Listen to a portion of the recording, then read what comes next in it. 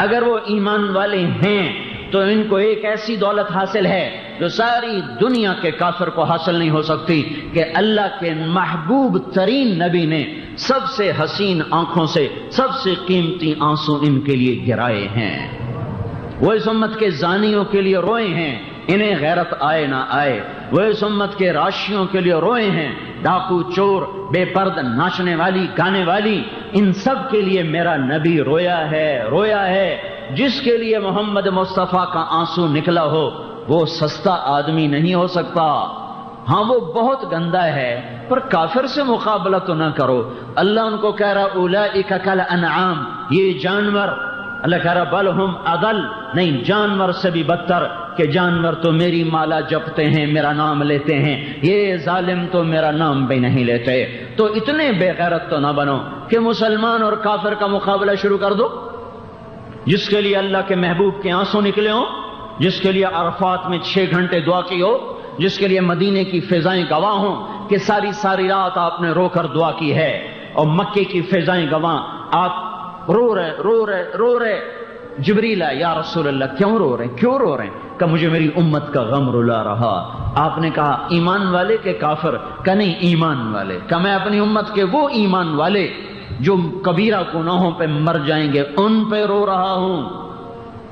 جبریل آئے، یا رسول اللہ جہنم میں 7 حصے ہیں، سب سے نیچے حاویہ ہے، اس میں منافق ہیں، اس کے اوپر جحیم ہے، اس میں مشرک ہیں، اس کے اوپر سقر ہے، اس میں مجوس ہیں، اس کے اوپر سعیر ہے، اس میں صابئین ہیں، اس کے اوپر لظا ہے، کبھی حطمہ کبھی لظا، مختلف جگہ 2 مختلف پڑھے ہیں، اس کے اوپر لظا ہے، اس میں یہودی ہیں، اس کے اوپر حطمہ ہے، اس میں عیسائی ہیں، یا الٹ اس کے نیچے حطمہ ہے، اس میں یہودی ہیں، اس کے اوپر لظا ہے، اس میں عیسائی ہیں، اور اس کے اوپر کہہ کر چپ ہو گئے۔ آپ نے کہا اس کے اوپر کیا ہے؟ اس کے اوپر کیا ہے؟ کہ یا رسول اللہ آپ سے شرم آتی، کہ نہیں بتاؤ؟ کہ اس کے اوپر جہنم ہے جو آپ کی امت کے نافرمانوں کے لیے ہے، جو کبیرہ گناہ کرتے ہوئے مر گئے اور توبہ نہ کی، تو رسول پاک صلی اللہ علیہ وسلم غش کھا کے گر گئے۔ او میرے بھائیو، میں نے تمہیں تو جنت دوزخ کو دیکھا نہیں ہے، ہمارے نبی نے اس آگ کو دیکھا ہے، اس جنت کو دیکھا ہے۔ یہ آپ کا ظرف ہے، یہ نبی دیکھ سکتا ہے ان آنکھوں سے، کوئی اور دیکھے تو مر جائے، کلیجہ پھٹ جائے، نہیں دیکھ سکتا۔ ہائے ہائے، جس آگ کا ایک قطرہ زمین پہ ڈال دیا جائے تحت الثری تک زمین کڑوی ہو جائے، ایک لوٹا پانی سمندر میں ڈالو سمندر کھولنے لگ جائیں، یہ وہ بلا ہے۔ تو آپ نے غش کھا کے گر گئے، تو رو رہے ہیں، آنسو بہ رہے، لبوں پہ خاموشی لگ گئی، لوگوں سے ملنا چھوڑ دیا، نماز پڑھائیں کمرے میں چلے جائیں، نماز پڑھائیں کمرے میں چل جائیں۔ جب تیسرا دن گزرا، صحابہ میں تشویش ہوئی، ابوبکر صدیق دوڑے ہوئے گئے، اجازت مانگی اندر جانے کی، آپ نے اجازت نہیں دی۔ حضرت عمر گئے اجازت مانگنے تو آپ نے اجازت نہیں دی۔ سلمان فارسی گئے اجازت مانگنے تو آپ نے اجازت نہیں دی۔ سلمان فارسی کو ایک بات سوجھی، وہ سیدھے گئے حضرت فاطمہ کے پاس کہ بیٹی تجھے اجازت مل سکتی ہے، سب نہ ابوبکر عمر جیسے ناکام ہو گئے، اللہ کا نبی کو پتہ نہیں کیا ہو گیا ہے، تیسرا دن ہے، رو رہے ہیں، بات نہیں کر رہے ہیں اور کسی کو مل نہیں رہے ہیں، تو جا، تجھے اجازت مل سکتی ہے، پتہ تو کر ہوا کیا۔ تو حضرت فاطمہ رضی اللہ تعالیٰ عنہا تیزی سے دوڑتی ہوں، آئے ہائے، آپ نے کہا فاطمہ میرے جگر کا ٹکڑا ہے، جس نے اسے سکھ دیا اس نے مجھے سکھ دیا، جس نے اسے دکھ دیا اس نے مجھے دکھ دیا۔ کہ فاطمہ جنت کی عورتوں کی سردار ہے، اس کے بیٹے حسن حسین جنت کے نوجوانوں کے سردار ہیں۔ جب آپ سفر کے لیے جاتے تھے تو بیویوں سے ملتے تھے، سب سے آخر میں حضرت فاطمہ کو ملتے، پھر سفر پہ جاتے، جب سفر سے واپس آتے تو سب سے پہلے اپنی بیٹی فاطمہ سے ملتے، پھر جا کے اپنی بیویوں سے ملتے تھے۔ اس لیے زیادہ جدائی برداشت نہیں کی آپ نے، زیادہ جدائی برداشت نہیں کا، فاطمہ میرے بعد تو جلدی ہی آ جائے گی، سب سے پہلے تو ہی مجھے آ کے ملے گی۔ 6 مہینے کے بعد صرف 24 سال کی عمر میں اپنے باپ کے پاس پہنچ گئے۔ حضرت فاطمہ دوڑی ہوئی آئی، دروازے پہ دستک دی، کہ کون؟ کہا جی فاطمہ۔ کہ مرحبا مرحبا میری بیٹی مرحبا۔ اندر آنے کی اجازت ملی، دیکھا تو آپ کے آنسو مسلسل جھڑیوں کی طرح، کہ یا رسول اللہ یا رسول اللہ کیا ہوا، یا ابتا یا ابتا کیا ہوا؟ کہا فاطمہ کچھ نہ پوچھو کیا ہوا، جبریل مجھے بتا گیا ہے کہ میری امت کے وہ لوگ جو توبہ کیے بغیر مر گئے وہ جہنم کی آگ میں جلیں گے۔ کتنی امت کے نوجوان ہوں گے جن کو فرشتوں نے پکڑا ہوگا ٹھوڑیوں سے، وہ کہیں گے ہائے ہماری جوانی پہ رحم کرو۔ کتنے بوڑھے ہوں گے جن کو فرشتے گھسیٹ رہے ہوں گے، کہیں گے ہائے ہمارے بڑھاپے پہ رحم کرو۔ کتنی عورتیں ہوں گی جن کی چوٹیوں سے فرشتوں نے پکڑا ہوگا، ان کو گھسیٹ کے لے جا رہے ہوں گے اور وہ ننگے بدن گھسٹ رہی ہوں گی، وہ کہیں گی ہائے ہائے ہم بے پرد ہو رہی ہیں، ہم پر رحم کرو۔ ہائے ہائے یہ پردہ تم نے فیصل آباد میں کر لیا ہوتا تو آج تمہیں بے پرد ہونا نہ پڑتا۔ یہ رو رہے ہیں رو رہے ہیں رو رہے ہیں۔ ہائے انہا لظا، وہ ایک بھڑکتی آگ ہے، نزاعۃ للشوا، جو کھال اتار کے رکھ دیتی ہے۔ کلما نضجت جلودہم بدلناہم جلودا غیرہا لیذوقوا العذاب۔ میں کیا بتاؤں تمہیں، سارے احساسات کے سیل کھال کے اندر ہیں۔ کھال، یہ کھال 1.5-2 سینٹی میٹر ہے۔ جہنم میں جانے کے بعد یہ کھال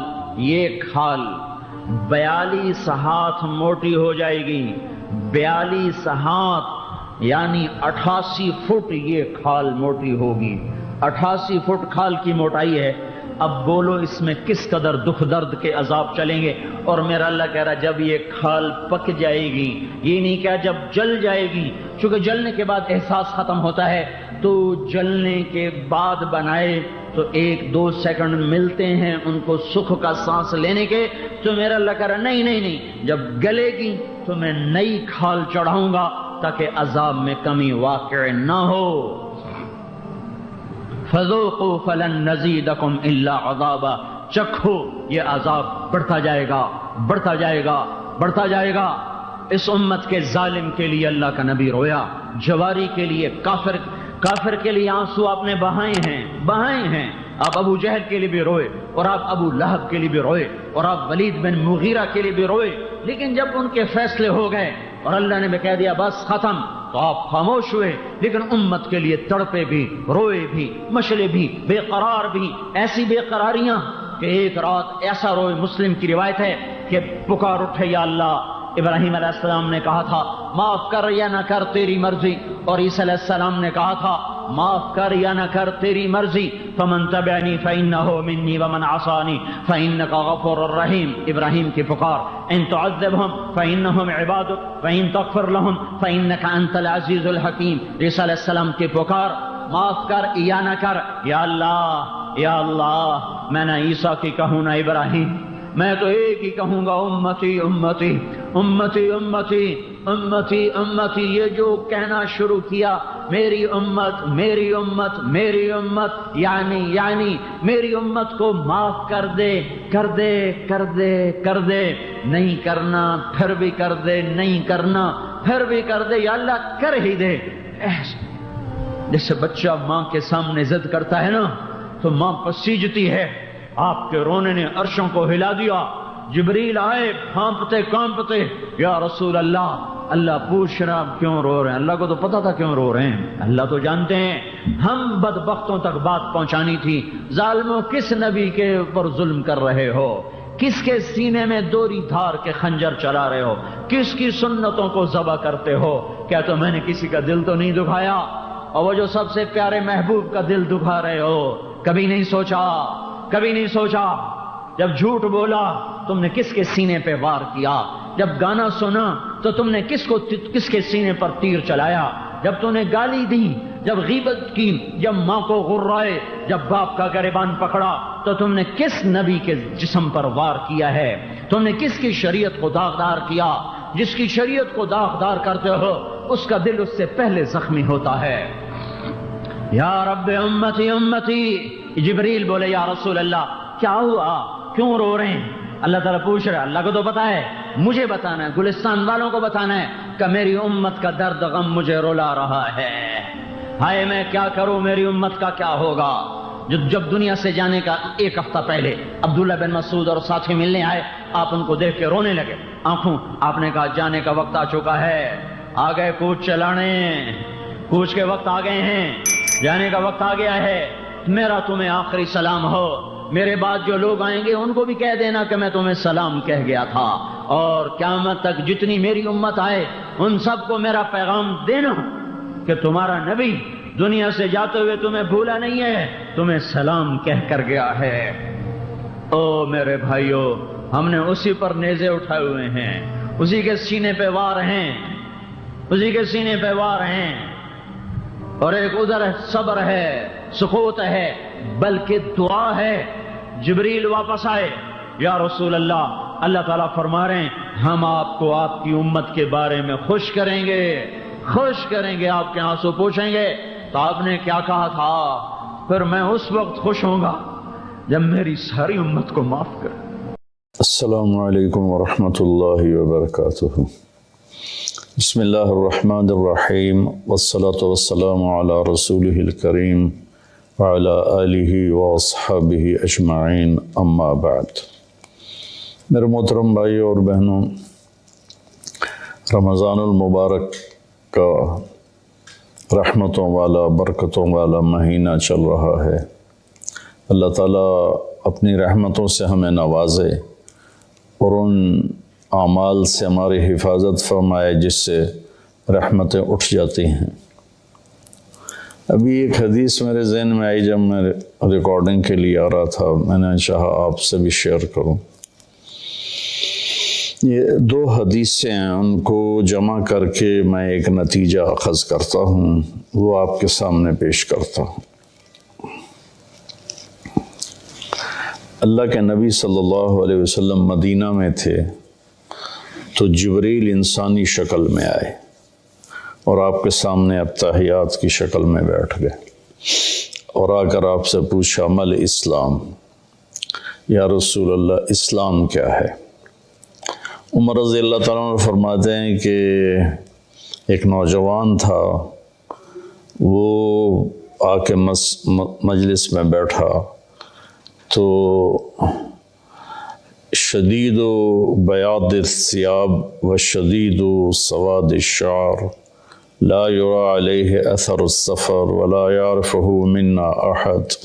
ایک نوجوان آیا، سفید کپڑے، اس سے اندازہ ہوا کہ مسافر نہیں ہے، کیونکہ اس زمانے کا سفر تو کپڑے سارے ہی خراب کر دیتا تھا، اور اگر وہ مسافر نہیں تو لا یعرفہ منا احد، ہم میں سے کوئی اس کو پہچانتا بھی نہیں۔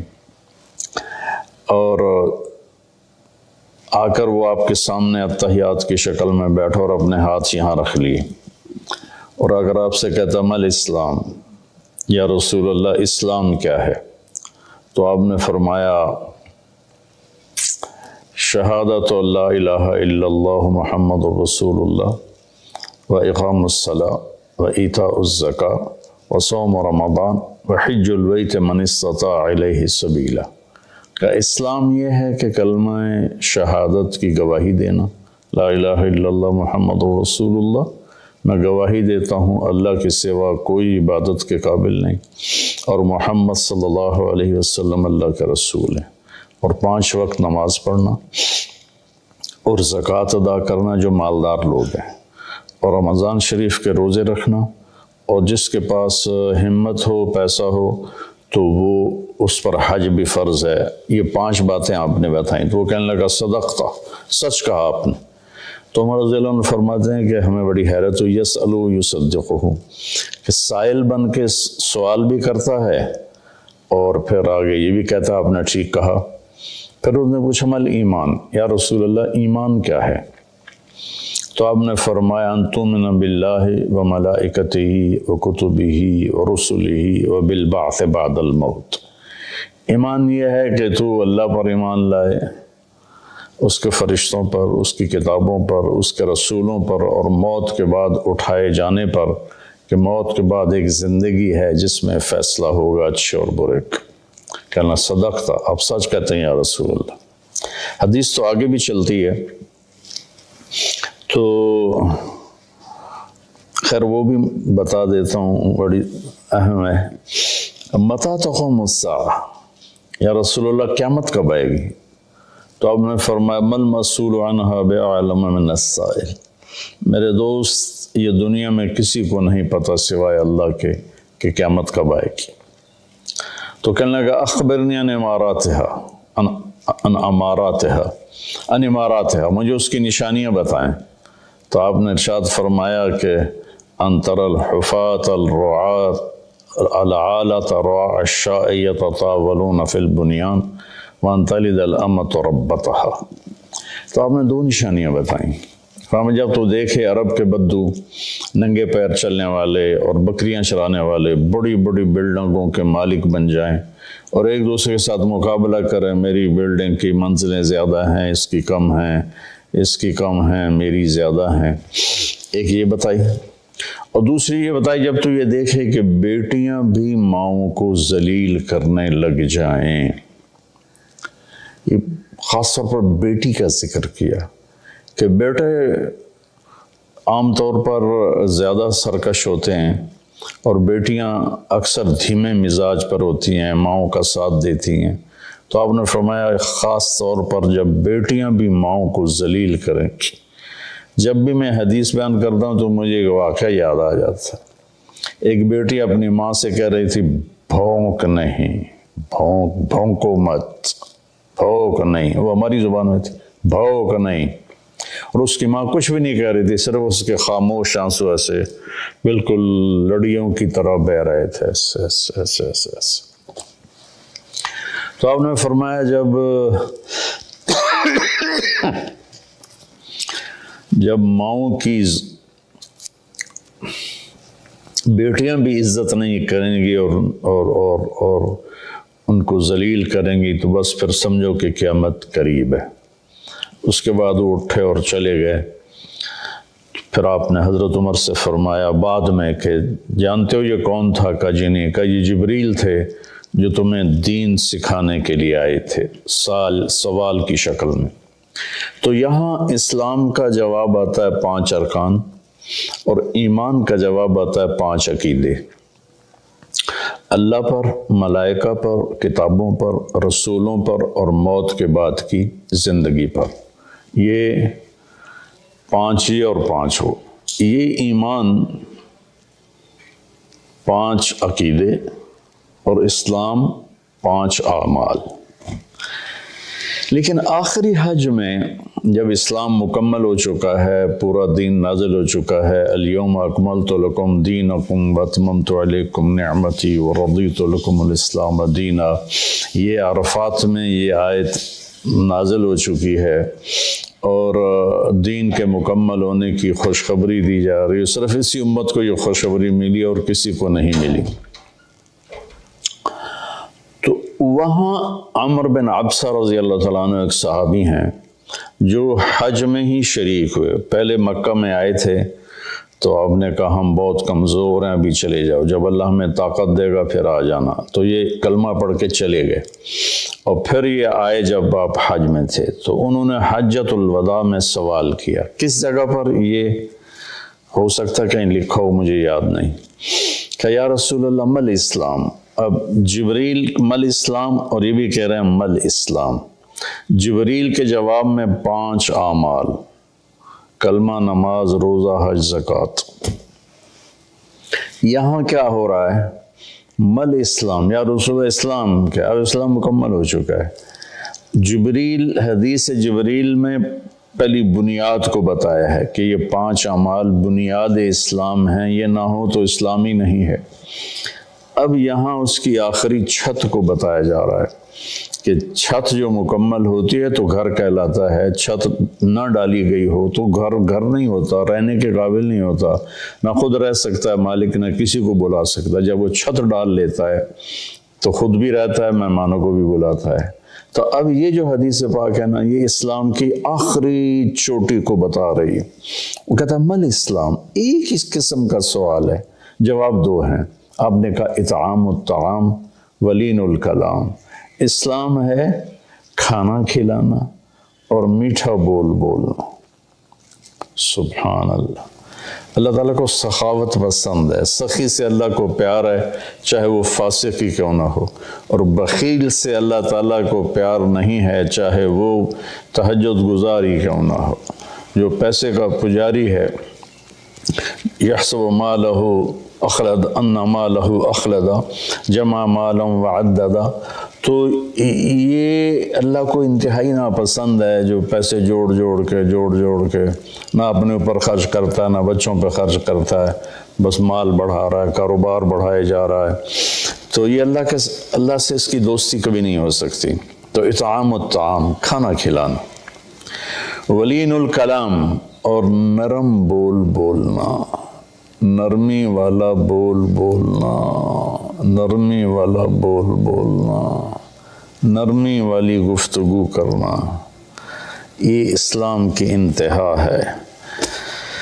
تو کھانا تو بہت لوگ کھلاتے ہیں، لیکن زبان کا بول نرم ہو، میٹھا ہو، یہ امت سے نکل گیا ہے. کم از کم بر صغیر سے تو نکل گیا ہے. باقی دنیا بھی پھرا ہوں، دست و گریباں ہیں اور پیچھے زبان کا بول ہے. رشتے ٹوٹ رہے ہیں، محبتیں ختم ہو رہی ہیں اور خاندان بکھر رہے ہیں. اس کے پیچھے کہیں کہیں جائیداد کے جھگڑے بھی ہیں، لیکن زیادہ جس چیز نے آگ لگائی ہے وہ ہے یہ زبان کا بول. میرے نبی نے حضرت معاذ بن جبل رضی اللہ عنہ سے فرمایا، معاذ تمہیں ساری شریعت کا خلاصہ بتاؤں؟ تو انہوں نے کہا جی کیا ہے؟ تو آپ نے ایسے کیا، یہ دیکھیں میری 2 انگلیاں، اور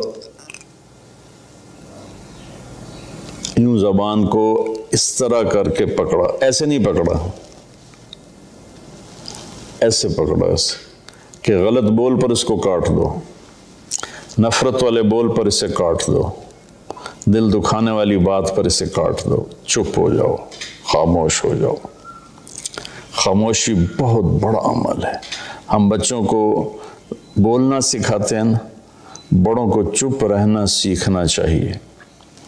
لقمان علیہ السلام کا فرمان ہے، بیٹا میں چپ رہنے پہ کبھی نہیں پچھتایا، میں جب بھی پچھتایا اپنے بول پہ پچھتایا.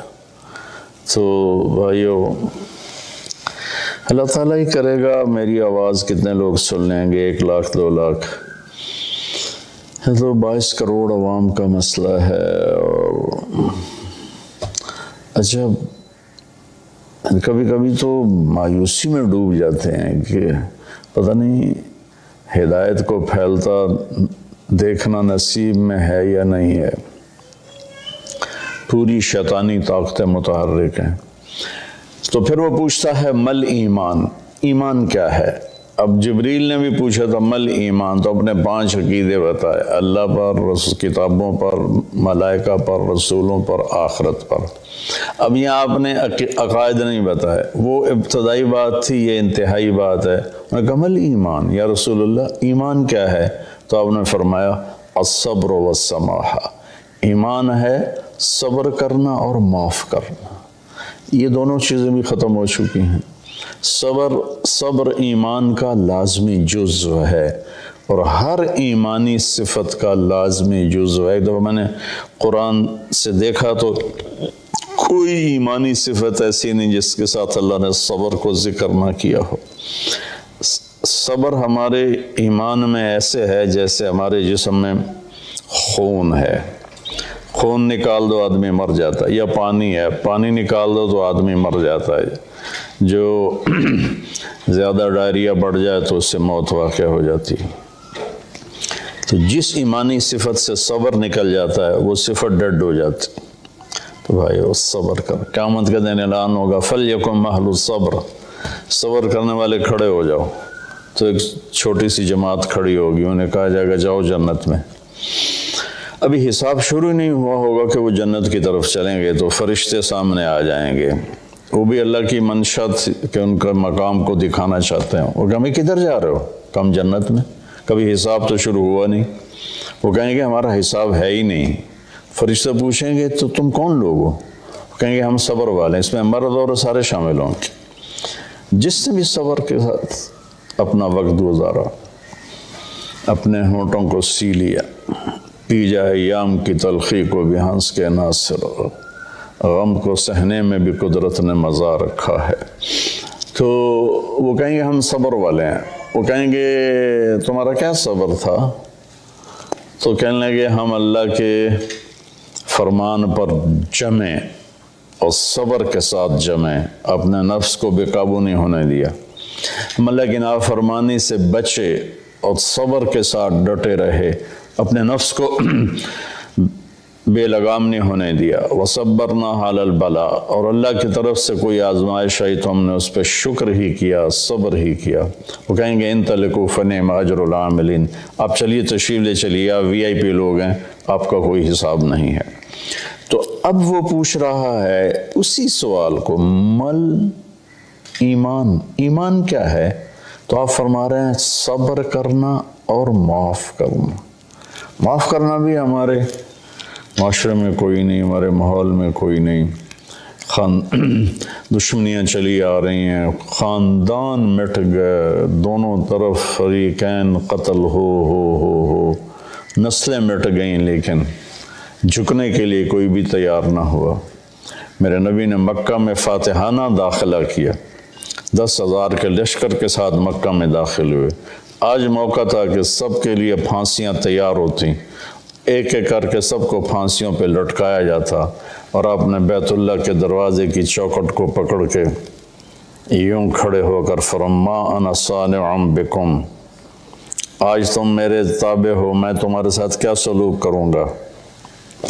تو سہیل بن عمر رضی اللہ تعالیٰ عنہ ابھی ایمان نہیں لائے تھے، اس موقع پہ ایمان لائے، کہنے لگے کریم ابن کریم، آپ بڑے کریم ہستی ہیں، کریم کی اولاد ہیں، یعنی آپ بڑے عالی اخلاق والے ہیں، عالی اخلاق والے کی اولاد ہیں، ہمیں خیر کی ہی توقع ہے۔ تو آپ نے فرمایا انتم الطلقاء اذهبوا انتم الطلقاء لا تثریب علیکم اليوم، میں وہ کہتا ہوں جو میرے بھائی یوسف نے اپنے بھائیوں سے کہا تھا، یوسف علیہ السلام نے، کہ جاؤ تم آزاد ہو، تم پر کسی قسم کا کوئی ایلیگیشن نہیں ہے۔ سبحان اللہ۔ 21 سال جنہوں نے آخر حد تک آپ کے دکھ پہنچانے کے سارے جتن کر لیے، وہ ان کو کہہ رہے ہیں لا تثریب علیکم اليوم، تمہارے ذمے تو کوئی جرم ہی نہیں بنتا، تمہیں سزا کیا دوں، جاؤ تمہیں معاف کیا۔ عثمان بن طلحہ رضی اللہ تعالیٰ عنہ کے پاس بیت اللہ کی چابی تھی، خاندانی طور پر آج بھی اسی خاندان میں چلی آ رہی۔ تو جب آپ مکے میں تھے تو آپ نے ایک دن عثمان بن طلحہ سے کہا میرے بھائی یہ ذرا بیت اللہ کا دروازہ تو کھول دے، میں اندر جانا چاہتا ہوں۔ اس نے اتنی بری طرح آپ کو ڈانٹا اور اتنی بری طرح آپ سے پیش آیا، لیکن آپ کے ماتھے پر ذرا بل نہیں پڑا۔ آپ نے کہا اچھا چلو، وہ کیا دن ہوگا جس دن یہ چابی میرے ہاتھ میں ہوگی، میں جسے چاہوں گا دوں گا۔ وہ کہنے لگا وہ دن قریش کبھی نہیں دیکھیں گے۔ جب مکہ فتح ہوا تو آپ نے عثمان بن طلحہ کہنے لگے آج میں تو قتل کر دیا جاؤں گا، تو وہ چھپ گئے۔ تو آپ نے حضرت علی رضی اللہ تعالیٰ عنہ علیہ السلام کو فرمایا کہ جاؤ اور عثمان کو پکڑ کے لاؤ۔ تو ان کو ڈھونڈتے ایک جگہ مکہ چھوٹا سا تھا، ایک جگہ چھپے ہوئے تھے، وہاں سے ان کو پکڑا، ان کے ہاتھ مروڑ کے چابی ان سے چھینی، اور چابی اور ان لے کر حاضر ہو گئے اور چابی آپ کو پیش کی۔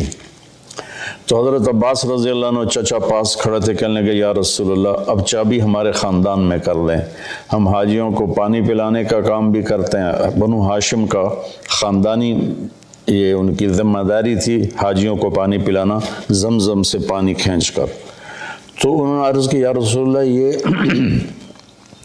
یہ بھی ہمیں دے دیں، چابی بھی ہمیں دے دیں تاکہ یہ دو قسم کی نعمتیں ہمیں حاصل ہو جائیں، بیت اللہ کی برکتیں۔ آپ نے حضرت عباس کو کوئی جواب نہیں دیا، آپ نے چابی ایسے پکڑ کا عثمان یوں کھڑے ہوئے تھے، ایسے ان کا سر اوپر نہیں اٹھ رہا تھا، کہا عثمان، تو نے شرمندگی کی سا یوں سر اٹھایا، کہا یہ کیا ہے؟ وہ خاموش رہے، کہا دیکھیے وہ چابی ہے جو میں نے کہا تھا، وہ کیا دن ہوگا جب یہ میرے ہاتھ میں ہوگی، اور یہ لو میں تیرے ہاتھ میں پکڑا رہا ہوں، قیامت تک یہ چابی تیری نسل میں رہے گی، کبھی تجھ سے کوئی لے نہیں سکے گا۔ سبحان اللہ۔ اب اس کا سلوک دیکھیں اور اللہ کے محبوب کا سلوک دیکھیں کتنا تضاد ہے، کتنا فرق ہے۔ تو عثمان رضی اللہ عنہ کی اولاد نہیں تھی تو چابی ان کے بھائی شیبہ بن طلحہ کی طرف منتقل ہوئی، اور وہ چابی آج تک چلی آ رہی ہے شیبہ بن طلحہ رضی اللہ عنہ کی نسل میں۔ کچھ سال پہلے اس کے متولی تشریف لائے تھے، ایک نکاح میں نے پڑھایا تھا تو اس میں وہ شریک تھے، تو میں نے آدھا بیان عربی میں کیا، آدھا اردو میں کیا، اسی کا ترجمہ اردو میں یا اردو والے کا ترجمہ عربی میں کر کے بہت خوش ہوئے تھے، وہ بہت دعا دی تھی انہوں نے۔ تو آپ نے وہ چابی ان کے حوالے کی۔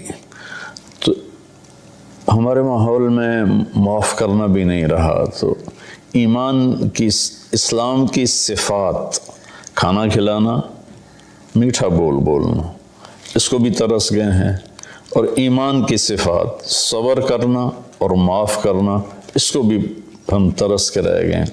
اس کے بعد اس نے پوچھا ای الاسلام افضل، سب سے اعلیٰ درجے کا اسلام کیا ہے؟ آپ نے جواب دیا تھا کہ ای الایمان افضل، اس کا بھی آپ نے جواب دیا کہ انہوں نے پہلے پوچھا اسلام کیا ہے، پھر پوچھا ایمان کیا ہے، پھر پوچھا سب سے بہترین اسلام کیا ہے، تو آپ نے فرمایا من سلم المسلمون من لسانہ و یدہ، جو کسی مسلمان کو ہاتھ اور زبان سے تکلیف نہ پہنچائے، یہ سب سے بڑے ایمان والا ہے، سب سے بڑے اسلام والا ہے۔ پھر اس نے پوچھا سب سے بڑا ایمان کیا ہے، تو آپ نے کہا اچھے اخلاق، حسن الاخلاق۔ ان دو پر انشاءاللہ کل گفتگو کریں گے۔ آج میں نے پہلی دو صفتیں اسلام ایمان، اب آگے آئے گا اسلام کا سب سے اعلیٰ درجہ کیا ہے اور ایمان کا سب سے اعلیٰ درجہ کیا ہے۔ السلام علیکم۔ اللہ نے زکوٰۃ فرض کی ہے تو زکوٰۃ نکالو۔ اب تو اتنے حالات ہیں کہ متوسط طبقہ بھی زکوٰۃ کا مستحق ہے، اپنے زکوٰۃ سے بڑھ کے نکالو، کیونکہ زکوٰۃ دینے والا بخیلوں سے تو نکل جاتا ہے، لیکن سخیوں میں داخلہ اس سے اوپر کرے گا تو ہوتا ہے۔ 2,500 دے دیا نا 1 لاکھ میں سے، تو باپ پہ بخیل کا لیبل نہیں لگے گا، لیکن سخی کا بھی نہیں لگے گا۔ اوپر 54 خرچ کر دو تو ایک سٹیپ آپ آ جائیں گے۔ سخی بن کے زندگی گزارو، لوگوں پہ خرچ کرنے کا مزہ بہت ہے، جوڑنے کے مزے سے زیادہ لگانے کا مزہ ہے۔ تو رمضان آ رہا ہے، خرچ کریں، زکوٰۃ سے بڑھ کر دیں، انتہائی ضرورت مند ہیں ہمارے لوگ۔ ابھی تو وہ جو سیلاب سے جو گھر گرے تھے ابھی تو وہ ہی نہیں بنے، کتنے ہزاروں لوگ بے گھر بیٹھے ہوئے ہیں۔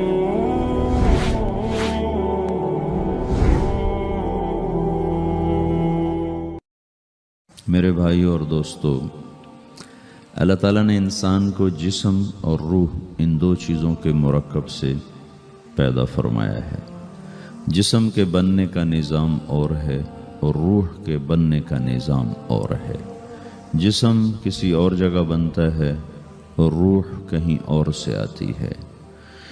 جسم زمین اور زمین کی غذاؤں کے مختلف مراحل پیش در پیش سے وقد خلقکم اطوارا، وہ مختلف شکلیں بدلتا ایک روپ میں ڈھلتا ہے، اور روح ایک لطیف اللہ کا امر ہے جس کا علم انسان کو نہیں دیا گیا۔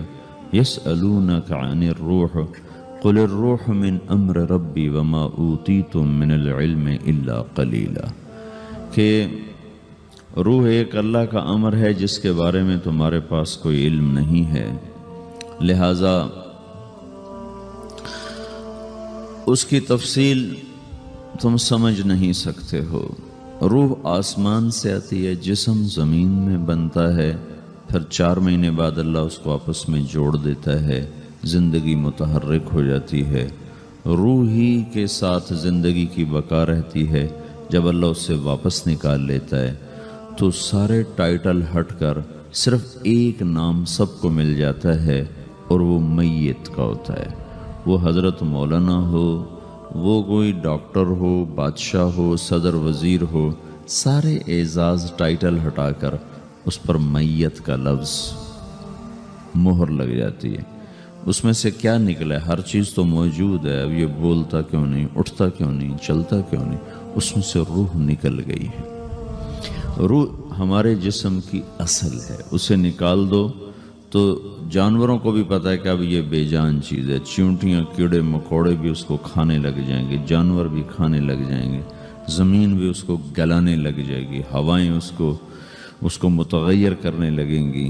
روح انسان کے اندر ایک چلتا ہوا زندگی کا کارواں ہے، اسے جب اللہ واپس بلاتا ہے تو اللہ یتوفی الانفس حین موتها والتی لم تمت فی منامها۔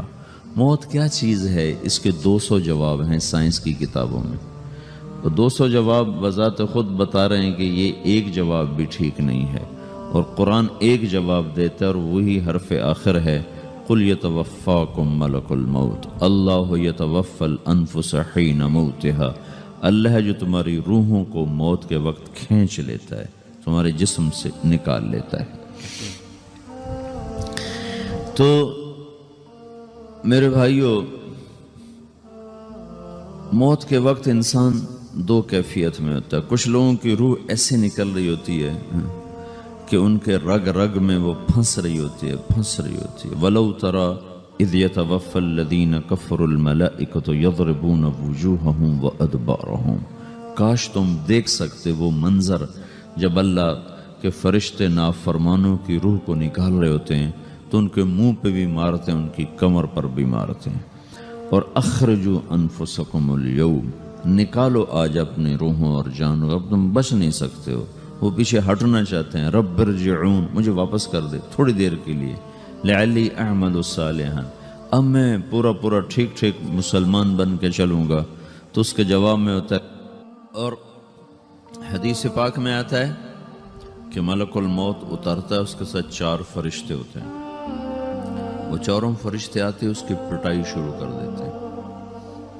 ابھی پرسوں یہ حدیث میں نے پڑھی ابن ماجہ میں کہ ملک الموت کہتا ہے ایتھا النفس الخبیثہ کانت فی الجسد الخبیث، اے خبیث روح جو خبیث جسم میں تھی، اخرجی، باہر آؤ۔ اب وہ واپس تو ہو نہیں سکتا، اپنے آپ کو روک تو سکتا نہیں، تو وہ حیران پریشان خوف زدہ، تو اس کے جواب میں اس کو ملک الموت کہتا ابشری بحمیم وغساق وآخر من شکلہ ازواج، تیار ہو جا خوفناک عذاب کے لیے اور کھولتے پانیوں کے لیے، کانٹے دار جھاڑیوں کے لیے اور بے شمار عذاب کی شکلوں کے لیے۔ تو اس کی روح کو جب کھینچتے ہیں تو رگ رگ سے وہ کٹ کے نکلتی ہے، تو سارا وجود زیر و زبر ہوتا ہے، سکرات کا درد ساری دنیا کے دردوں پر حاوی ہے۔ جب اس کی روح نکلتی ہے اور اس کو لے کر آسمان پر چلتے ہیں تو دروازے پر پہنچتے ہیں تو اندر سے فرشتے پوچھتے ہیں کون ہے؟ کہتے ہیں فلاں کا بیٹا ہے۔ کا نفس خبیثہ فی الجسد الخبیث، یہ تو وہی بدماش ہے جو بدماش جسم میں تھا، یہ وہ بدبخت روح ہے جو بدبخت جسم میں تھی، اس کے لیے آسمان کے دروازے نہیں کھل سکتے، اسے واپس کر دیا جائے۔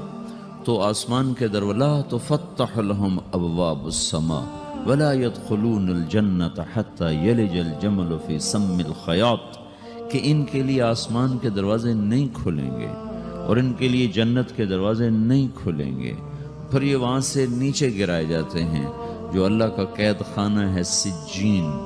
وما ادراک ما سجین کتاب مرقوم، وہ تمہیں خبر نہیں کہ وہ کیا خوفناک قید خانہ ہے جو اللہ تعالیٰ نے بنایا ہے، اسے وہاں دھکیل دیا جاتا ہے۔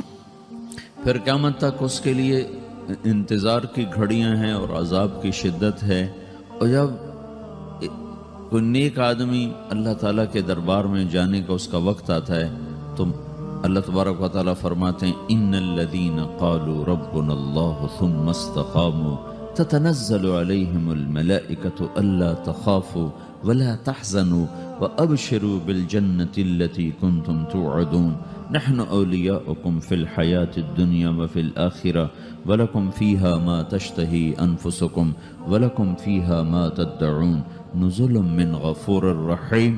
جب کوئی نیک مرد عورت کے جانے کا وقت آتا ہے تو اس کے لیے بھی فرشتے آتے ہیں اور آ کر اس کو خوشخبری دیتے ہیں اور آ کر اس کو تسلی دیتے ہیں کہ آپ غم نہ کریں، پیچھے والے بھی آپ کو مل جائیں گے، آپ خوف نہ کریں، آگے ساری منزلیں آپ کے لیے آسان ہیں، آپ کے لیے جنت بھی تیار ہے، رب بھی مہربان ہے۔ اور حدیث پاک میں آتا ہے کہ ملک الموت اور 4 فرشتے آتے ہیں، وہ 4 فرشتے اس کو سہلاتے ہیں، دباتے ہیں کہ موت کا درد اسے محسوس نہ ہو، اور ملک الموت فرماتے ہیں ایتھا النفس الحمیدہ کانت فی الجسد الحمید اخرجی، اے نیک روح جو نیک جسم میں تھی باہر آؤ۔ کیا کرو؟ وَأَبْشِرِي بِرَوْحٍ وَرَيْحَانٍ وَرَبٍّ رَاضٍ عَنْكِ غَيْرِ غَضْبَانٍ